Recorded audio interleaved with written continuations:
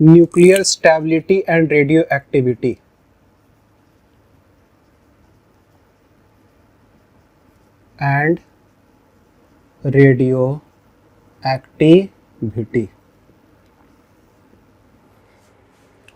लिखना स्टार्ट करते हैं। अबाउट 1500 known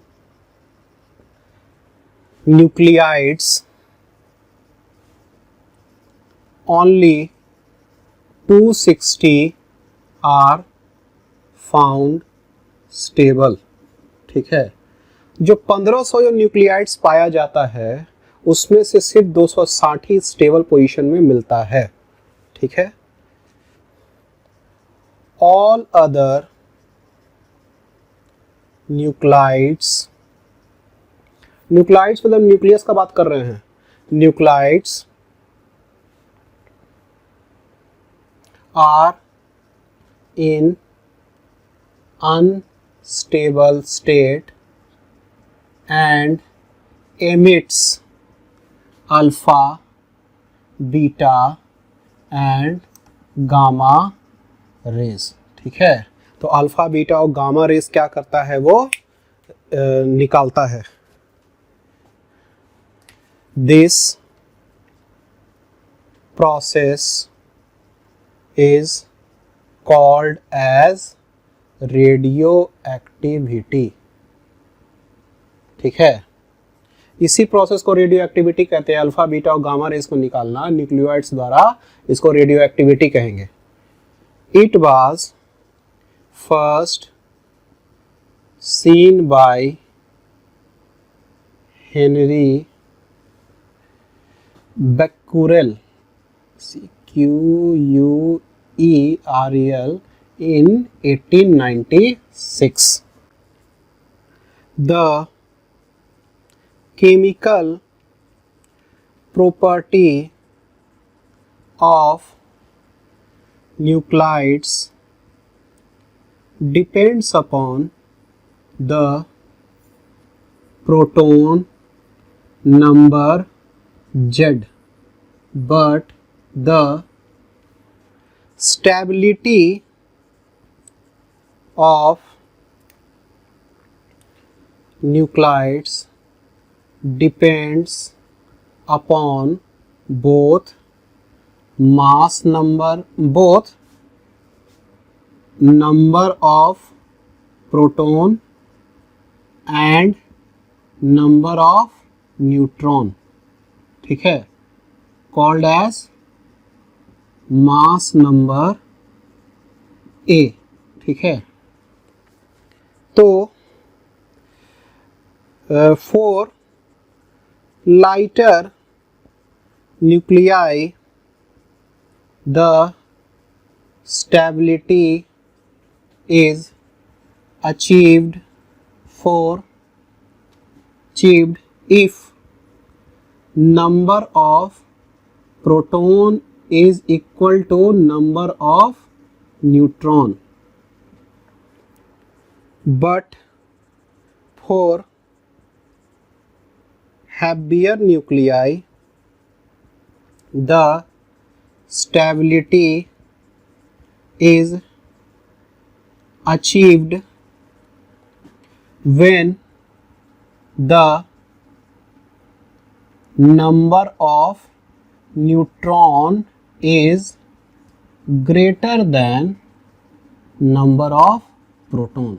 मतलब लाइटर न्यूक्लियाई में नंबर ऑफ प्रोटॉन न्यूट्रॉन के बराबर हो जाएगा तो स्टेबिलिटी आ जाएगा, लेकिन जो हैवियर न्यूक्लियाई जो होता है उसमें क्या होना चाहिए, नंबर ऑफ न्यूट्रॉन ज़्यादा होना चाहिए नंबर ऑफ प्रोटॉन से, और नहीं ज़्यादा होगा तो वो रेडियो एक्टिव एलिमेंट का जैसा क्या करेगा, अल्फा, बीटा और गामा रे उसमें से निकलेगा। ठीक है, atom is represented as X है तो ये z हो जाएगा a, where x is equal to element z, atomic number, number of proton और इलेक्ट्रॉन के ये बराबर होता है, और ये a जो हो जाएगा वो हो जाएगा मास नंबर। ठीक है, चलिए तो यहाँ उतारिए। अब एक चीज़ और कर देते हैं हम लोग, ये प्रोटॉन के लिए जेड के लिए ये नंबर ऑफ प्रोटॉन और ये नंबर ऑफ न्यूट्रॉन के लिए n, ठीक है। तो ये लाइन होगा z is equal to n, ठीक है। Number of proton is equal to number of neutron, लेकिन जो स्टेबल जो एटम जो पाया जाएगा वो ऐसे थोड़ा पाया जाता है, ठीक है। ये क्या हो जाएगा, stable nuclide.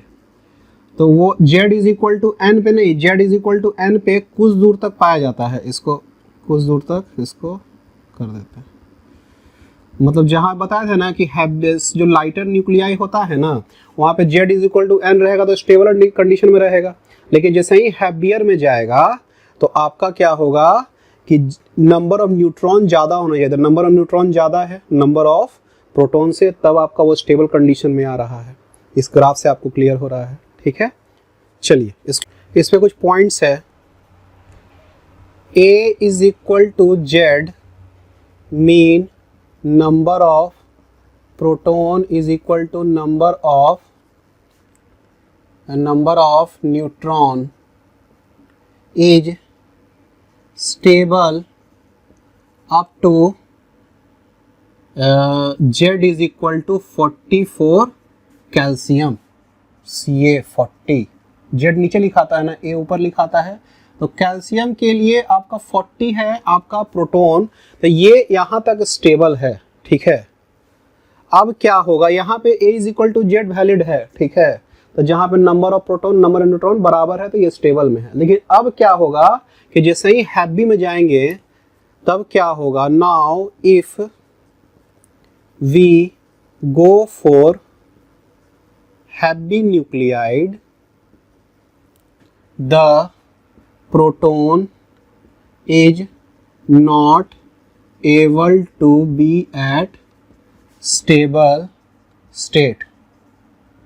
To make it stable, the number of neutron should be greater than number of किसका, प्रोटॉन।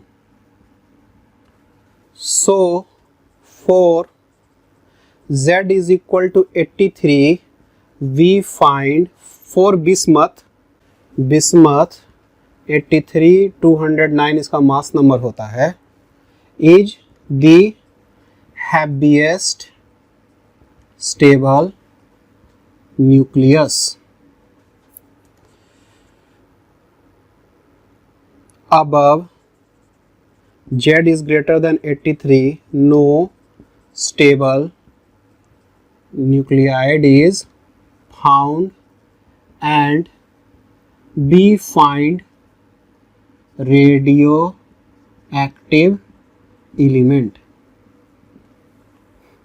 अब लिखते हैं the material is natural radioactive if it spontaneous मतलब कभी भी emits alpha beta and gamma rays। any other material can be made radioactive by bombarding it with proton, ठीक है। तो उससे हम लोग क्या कर सकते हैं, उसको रेडियो एक्टिव बना सकते हैं, ठीक है। This is called artificial radio active substance, है। चलिए अब इसमें लिखना, पर इसको मिटा देते हैं।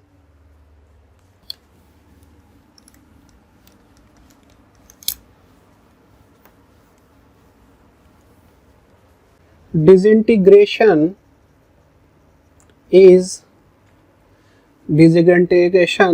of nuclide is continued near stable line until the stable nuclide is formed। मतलब मान लिए किसी में डिसइंटीग्रेशन हो रहा है, अल्फा बीटा गामा रे निकल रहा है, वो तो लगातार निकलते रहेगा जब तक वो स्टेबल न्यूक्लियस नहीं बनता है। ठीक है, अब इसमें लिखते हैं radio activity is a nuclide phenomenon. ठीक है, मतलब ये न्यूक्लियस से ये कंट्रोल हो रहा है रेडियो एक्टिविटी का, है कि वहाँ प्रोटॉन न्यूट्रॉन जो है वहाँ से वो निकल रहा है। ठीक है, यहाँ लिखते हैं nuclear process involves huge amount of energy, so it does not depends upon temperature and pressure। ठीक है, तो टेम्परेचर एंड प्रेशर पर डिपेंड नहीं करता है, it depends upon the number of nuclide present. तो वो नंबर ऑफ न्यूक्लियाइड पे ही डिपेंड करेगा। ठीक है, अच्छा, अब हम लोग एक चीज और लिखेंगे, the nuclide which disintegrate is called as parent nuclide, then daughter nuclide and granddaughter nuclide। इसमें ग्रैंडसन और सन और ग्रैंडसन इसमें नहीं आएगा। ठीक है, तो डॉटर और ग्रैंड डॉटर हम लोग न्यूक्लियाइड कह सकते हैं इसको। ठीक है, लिखते हैं radioactive substance is either alpha emitter, beta और beta emitter. In gamma radiation it emits both. ठीक है, चलिए इसको उतारिए, तो या तो अल्फा एमिट करेगा या बीटा एमिट करेगा या फिर गामा करेगा, तो गामा में दोनों आ जाएगा। चलिए अब टॉपिक आते हैं alpha decay.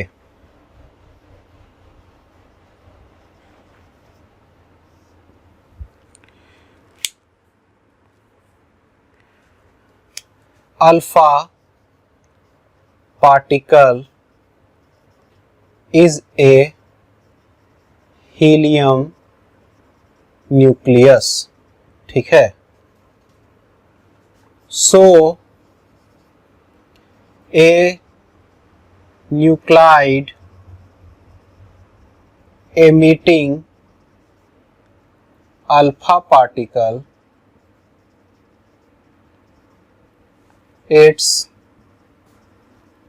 atomic number or number of proton decreases by 2, mass number alpha particle, इसमें लिख दीजिएगा which contains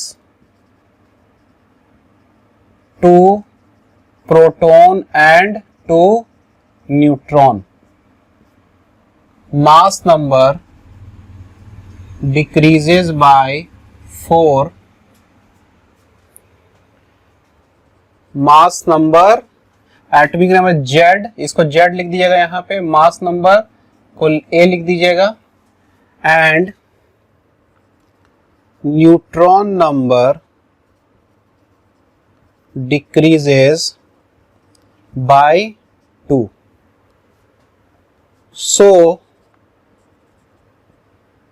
X Z A alpha particle इसमें से निकल जाएगा, तो ये हो जाएगा Y Z minus 2 A minus 4 plus ये अल्फा पार्टिकल हो गया, हीलियम 2 और 4। ठीक है, समझ में बात आ रहा है? तो इस तरह से आपका एटॉमिक नंबर Z नीचे दिखाया जाता है, मास नंबर A से ऊपर दिखाया जाता है। तो एटॉमिक नंबर जो ये एटॉमिक नंबर, ये नंबर ऑफ प्रोटॉन है, ये अब 2 घट गया। तो मास नंबर में 2 प्रोटॉन और 2 न्यूट्रॉन दोनों घटा, तो A-4 हो गया। ठीक है, अब निकला क्या? ये अल्फा पार्टिकल। ठीक है, सो लिखते हैं एक यूरेनियम 92 238, इसका मास नंबर 92, इसका एटॉमिक नंबर वो चेंज हो जाएगा किसमें? थोरियम में। इसमें 90 इसका एटॉमिक नंबर और 234 इसका मास नंबर, हीलियम निकलने से, हीलियम न्यूक्लियस निकलने से। और एक रेडियम है, उसका जो एटॉमिक नंबर है 88, मास नंबर है 226। ये जब निकलता है तो रेडॉन हो जाता है 86 और ये 222 अब प्लस 42, इसमें से क्या निकल गया? Helium. So here X will be called as parent nuclei and Y will be called as daughter nuclei। ठीक है, चलिए इसको यहां तक उतारिए पहले अल्फा डीके में। तो अल्फा डीके में देख रहे हैं कि क्या होता है, मास नंबर 4 एटॉमिक नंबर 2 घट जाएगा। ठीक है, चलिए इसको उतारिए। यहां तो ये चीज समझ में आ रहा है कि एटॉमिक नंबर और मास नंबर का जोड़ खत्म सेम होना चाहिए। 238 है, 234 प्लस 4 238, 92 है तो 90 प्लस 2 92 हो गया, उसी से इसमें भी हो गया। ठीक है, चलिए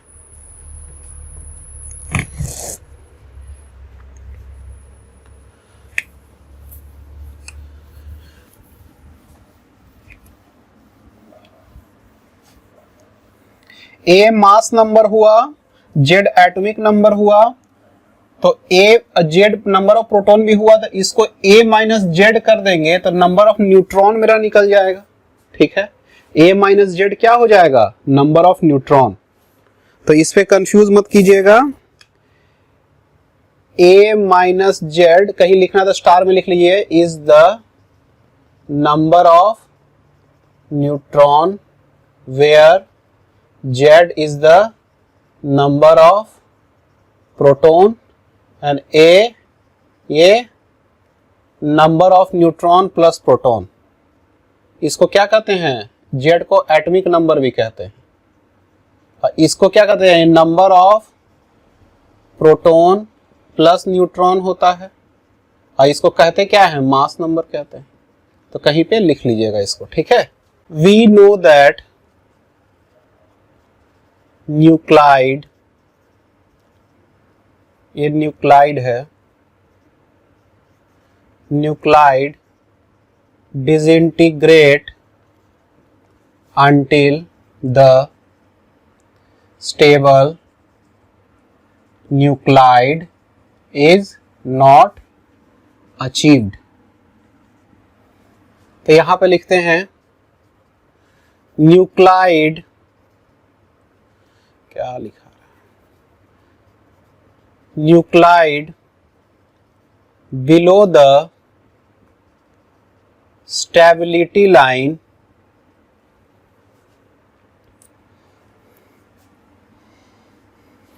in which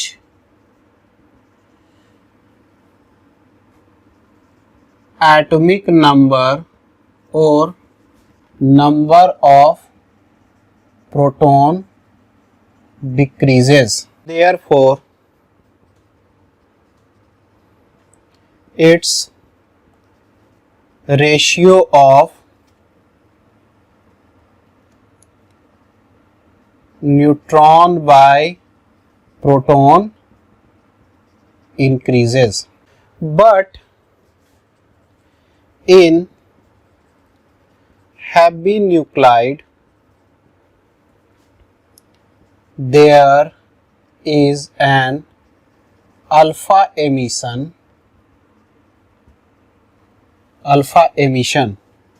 in which both proton and neutron decreases by 2.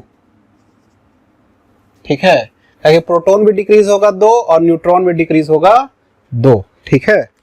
So if A parent nuclide have mass number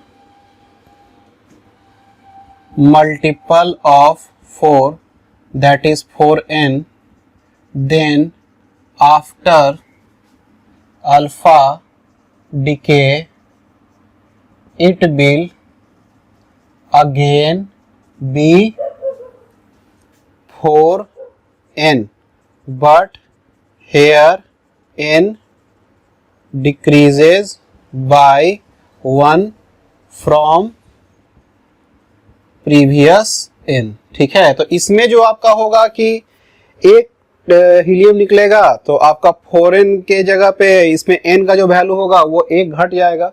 तो इस तरह से आपका 4n ही लेकिन रहेगा, जो आपका मास नंबर है वो 4n ही मल्टीपल में रहेगा. ठीक है, ये कहना चाहते हैं. Similarly if the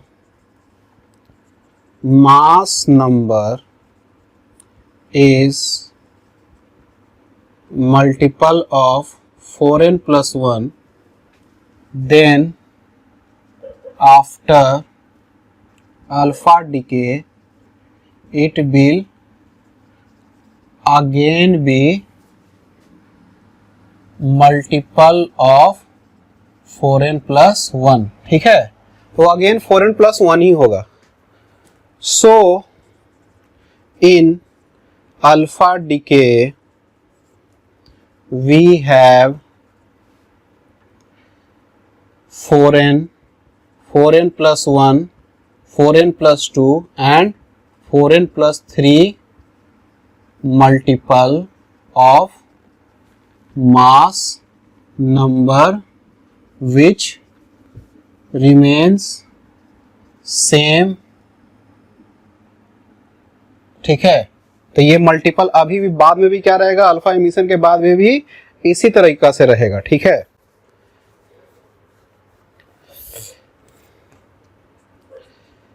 here we should know that 4n plus 1 now not found on the earth, whose atom Np237 is not able to survive because of age of earth was so long as compared to its half life, so it has disappeared from the earth. तो ये 237 क्या है, 4n plus 1 वाला है ना, 4 से divide कीजिए इसको, 4 5 या 20 और 4 9 36, तो 1 बच जाएगा. तो ये 4n plus 1 वाला सीरीज का है. तो ये एक्चुअली था, लेकिन ये अब सरवाइव नहीं करता है, क्योंकि अर्थ में देखिए कोई भी आपका जो एटम है वो तभी फाइंड आउट होगा रहेगा जब उसका हाफ लाइफ जो है वो ऐसा रहे कि अर्थ जब से बना है उससे ज्यादा रहे हाफ लाइफ, तभी ना वो बचा हुआ रहेगा. तो इसका हाफ लाइफ बहुत ही छोटा था. ठीक है, तो हाफ लाइफ छोटा होने के कारण क्या हुआ कि जब बना था स्टार्टिंग में तो पृथ्वी के कुछ समय बाद ये खत्म हो गया, ठीक है, और इसलिए अब ये नहीं बचा और ये खत्म हो गया, ठीक है। चलिए अब हम लोग क्या करेंगे, 4 रेडियो एक्टिव सीरीज का एक टेबल बना देंगे, उससे आपको कुछ और आइडिया हम बताते हैं क्या क्या होता है।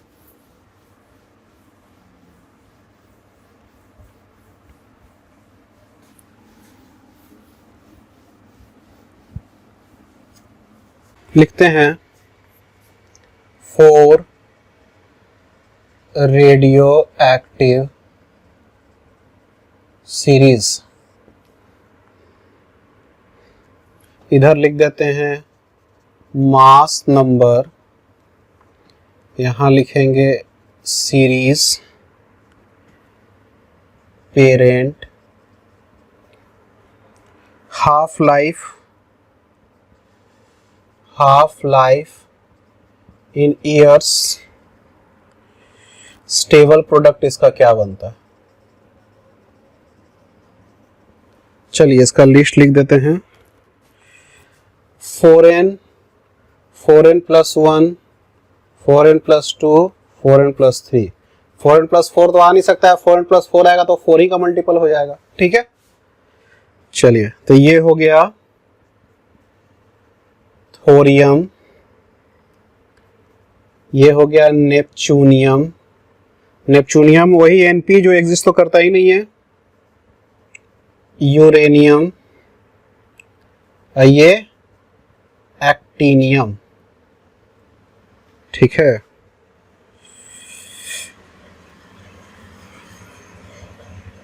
ये हो गया 232, (232) 90, ये थोरियम, इसका हो गया 237 93 नेपच्यूनियम, यूरेनियम का हो गया 238 92, ये यूरेनियम हो गया, और इसको 235 92 जिसको एक्टीनियम भी कहते हैं, क्योंकि यूरेनियम 235 भी कहते हैं और एक्टीनियम भी कहते हैं इसको।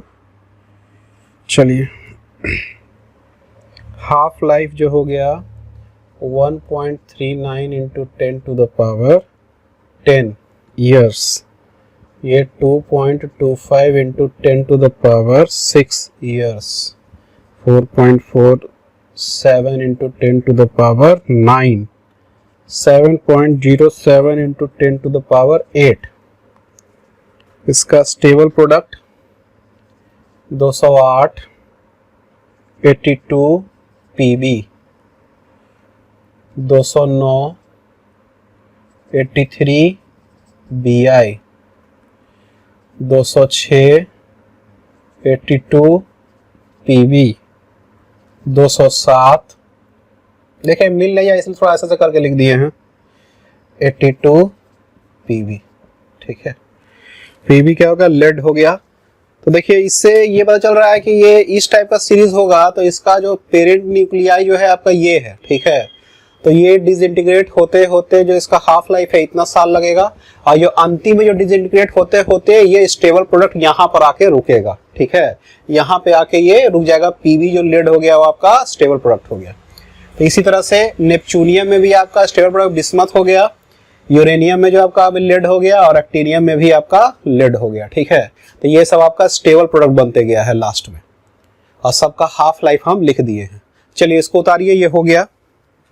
अब आएंगे बीटा डीके में। बीटा डीके, इसमें बीटा डीके में हम लोग लिखना स्टार्ट करते हैं, beta decay involves either emission electron or positron. Positron is a particle with positive charge but mass equals to that of electron. ठीक है, तो इलेक्ट्रॉन निकले या पॉजिट्रॉन निकले, electron negative charge, proton positron positive charge, लेकिन मास दोनों का same रहेगा, तो उसको हम लोग बीटा एमिशन कहेंगे। ठीक है, इसमें लिखते हैं the charge of electron is -e whereas the charge of positron is +e but the mass is same for both। ठीक है, चलिए, beta decay does not occurs in nucleus, ये न्यूक्लियस में नहीं हो रहा है। ठीक है, but it happens when the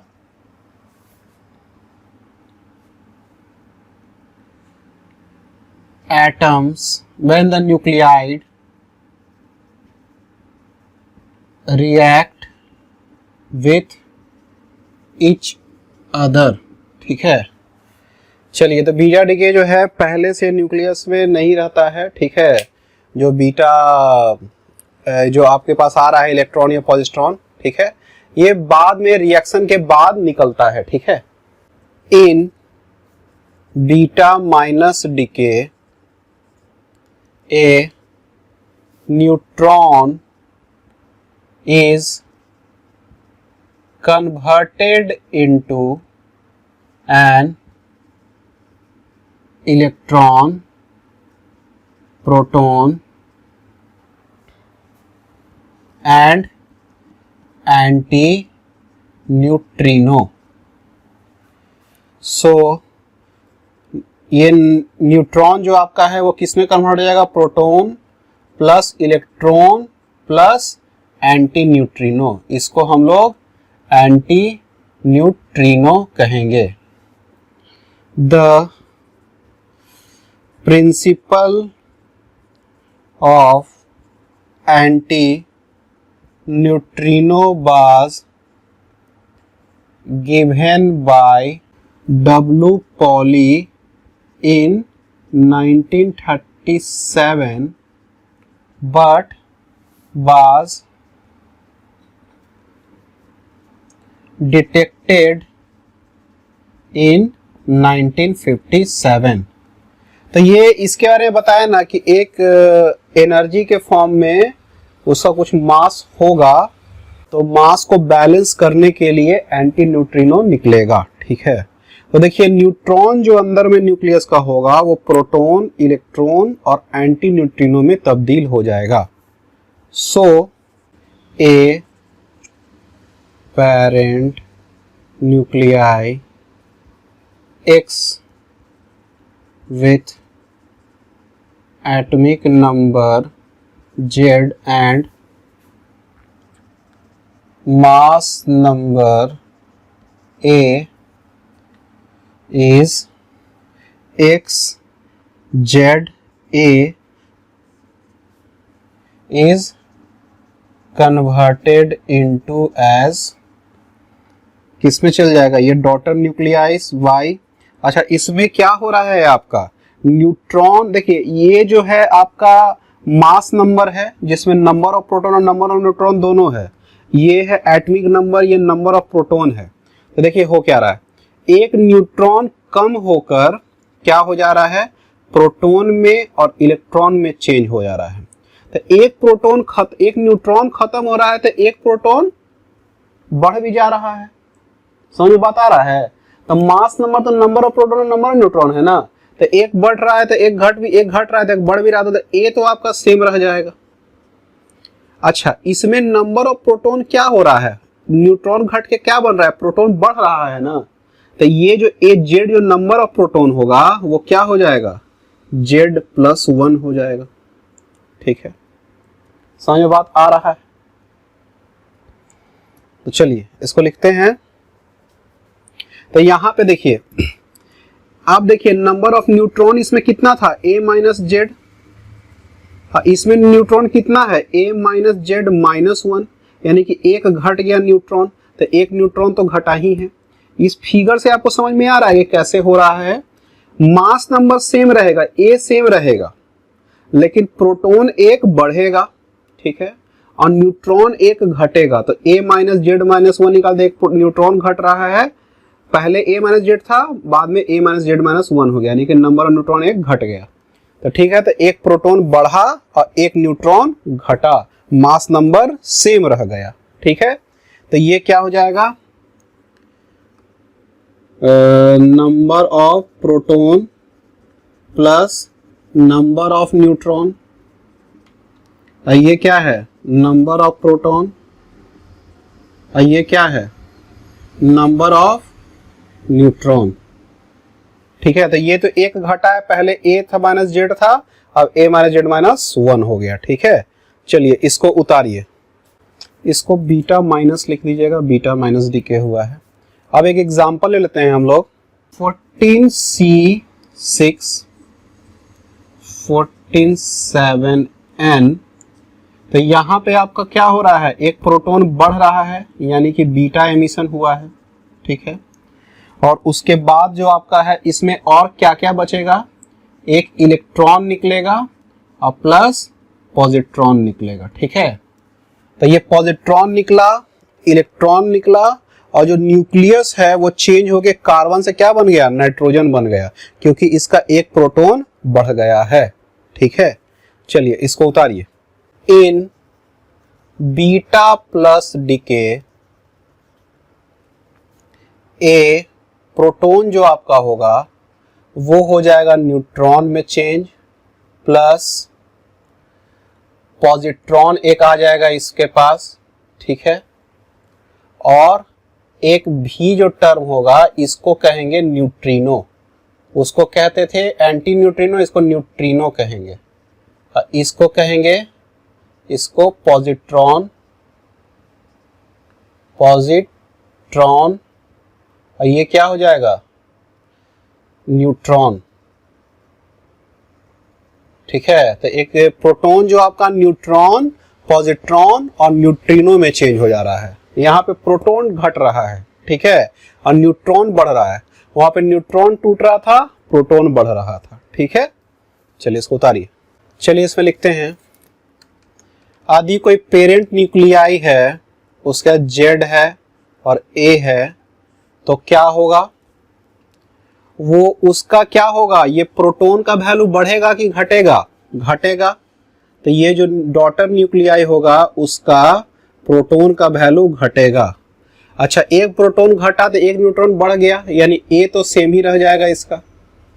अच्छा, इसमें एक्चुअली नंबर ऑफ प्रोटॉन क्या था, नंबर ऑफ न्यूट्रॉन A-Z था, इसमें नंबर ऑफ न्यूट्रॉन क्या है, A-Z+1, यानी कि ये हो गया नंबर ऑफ न्यूट्रॉन। इसमें लिख देते हैं इंक्रीजेज बाय 1, और वहां पे लिख दीजिएगा डिक्रीजेज बाय 1। ठीक है, ये मास नंबर, ये क्या रहेगा, सेम, वहां पे लिख दीजिएगा, और यहां पे लिखिएगा Z-1, यहां पे लिखिएगा प्रोटॉन डिक्रीजेज बाय 1। ठीक है, और वहां पे इंक्रीजेज बाय 1 हो गया। ठीक है, सो X is parent nuclei and daughter nuclei, proton decreases by 1। ठीक है, चलिए इसको उतारिए, इसको बीटा प्लस डीके लिख दीजिएगा। अब देखिए 13N7 है, इसका एग्जाम्पल ले रहे हैं, तो ये क्या बन जाएगा, कार्बन 13 7 से घट के क्या हो जाएगा, C हो जाएगा।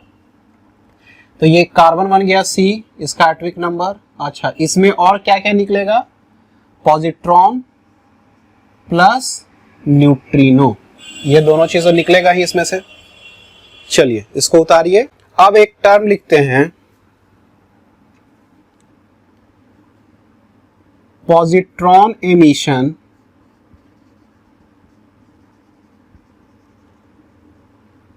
And electron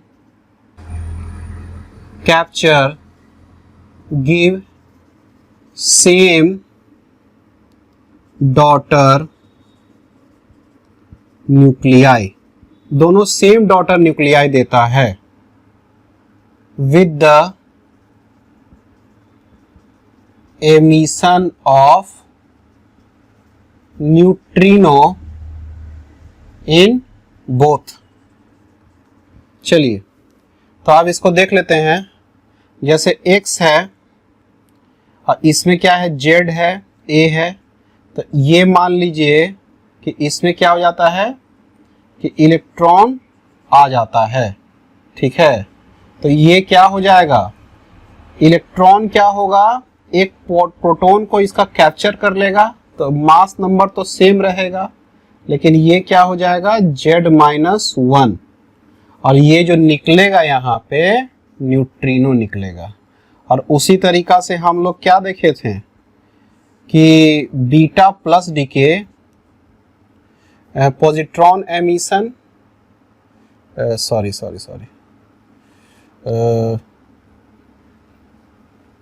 beta plus DK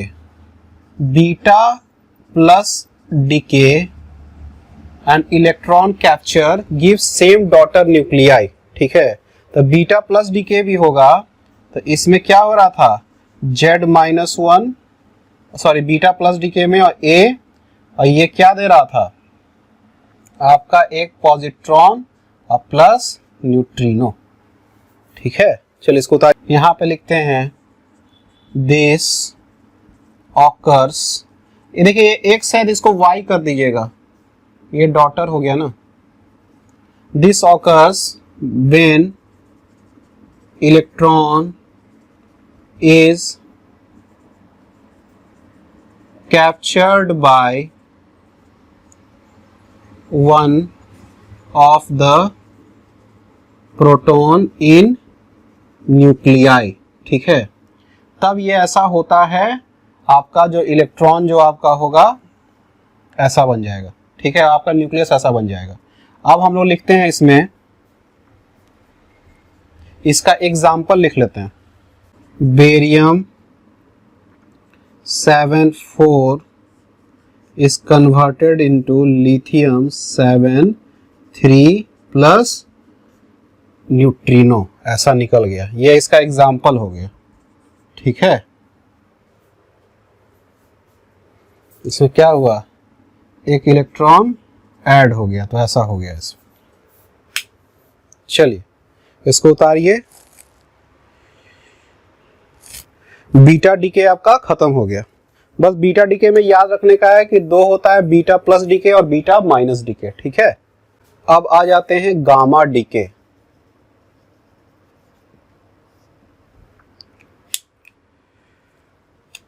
When a nuclide undergo alpha or beta emission, then it remain in an excited state until some wave called as gamma wave radiation is emitted from the nuclide, ठीक है। So after gamma decay it goes to a stable nuclide। ठीक है, तो इसका हम क्या करेंगे, एक टेबल बना देते हैं, उससे अब देखते हैं, उससे समझेंगे फिर।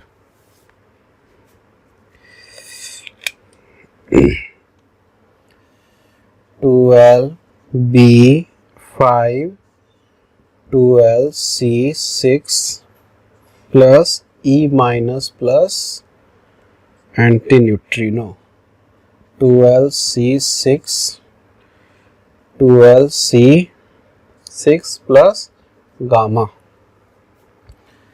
तो आप लोग इधर बनाइएगा, हम इधर बना देते हैं और बाकी फिगर, ठीक है, बाकी यहाँ नीचे लिखेंगे, जगह छोड़ दे रहे हैं।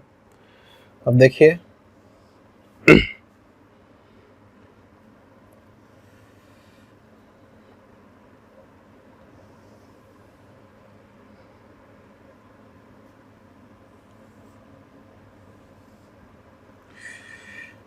E माइनस, इसमें भी बीटा माइनस डीके ही हुआ है,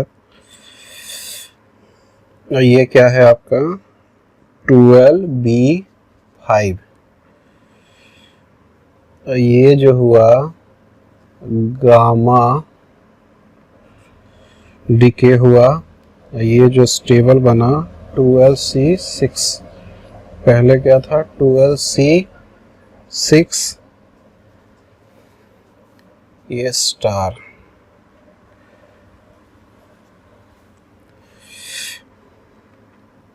यहाँ से यहाँ तक 4.4 मेगा इलेक्ट्रॉन वोल्ट,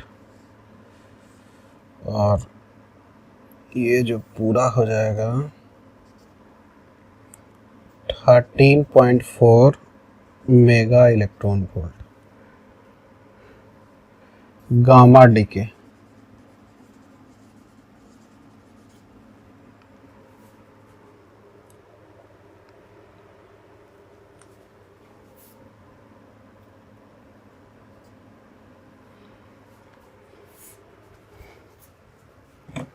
चलिए यहाँ लिखना स्टार्ट करते हैं। Here we see that boron is converted into carbon, but after beta plus beta minus decay, but this carbon nuclide is not in stable state, so it is represented as star mark. The carbon nuclide becomes stable only after gamma emission. Gamma emission, तो gamma emission के बाद ही वो stable हो जाता है। तो यहां लिखते हैं from the figure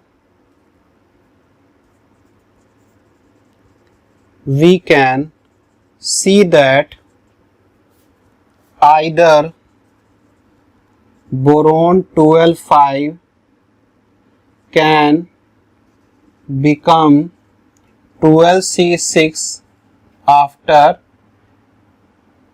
radiating energy of 13.4 mega electron volt, or it can go for two-step process. First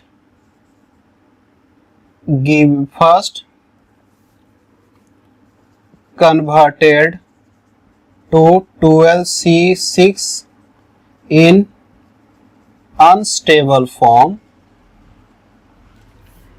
and then radiating gamma ray giving 4.4 mega electron volt of energy.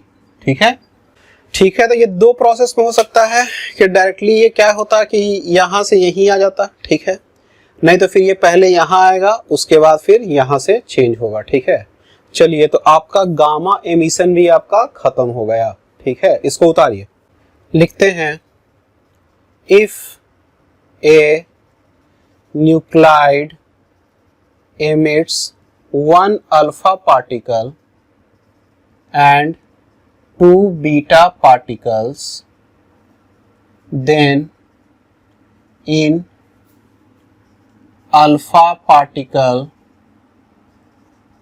atomic number decreases by 2 and in 2 beta particle atomic number increases by 2. So atomic number remains same, and in this process isotopes are formed. ठीक है, in beta emission,